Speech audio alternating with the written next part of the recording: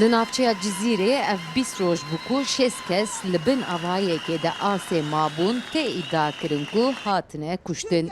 Ji ber kuştina sivîlan li Amedê bi hezaran welatî li ber avaya Partiya Herêmên Demokratîk kom bûn û kuştina sivîlan protesto kirin. Di çalakiya protestoyê de bangê gel hate kirin ku her welatî bertekê xwe li ber êrîşan li her taxên bajêr nîşan bidin. Amaneri şehane bezu kwata geleme ve berfedara me em mala derkin geliye mala cibabe yekeşi vakteme büyürü oşneha pede leher dere leher debere jiyane ve şebu birro lazım em de berfebeden lazım em lem bermaneri şah berteke kwe nişan biden. Li gor welatên Amedê jî Kurd herdem hatine kuştin. Ji bo ya çima nabin yek dibêjin û berpirsyarê kuştina Kurdan serokên Kurdan dibînin.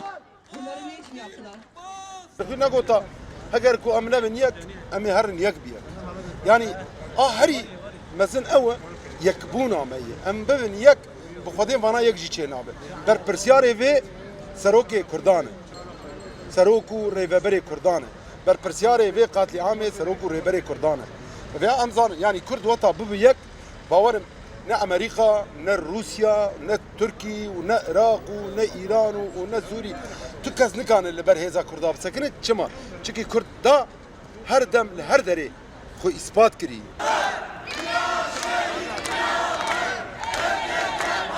مالي مي جنتي من شرا جنتي من تبزي أخبال وي بولا جنتي بولا مالي رايا شخينا كردان قترنا بولا قترنا خينا كردان وجه كم قاني دبق دا سيطوار بس نية يعني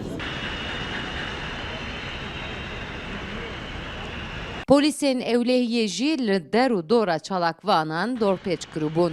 Serokwezîrê Tirkiye Ahmet Davutoğlu di civîna bi Serokwezîra Almanyayê de pirsa ku di derheqa van kuştinan bi bersivan digot agayekî fermî tuneye.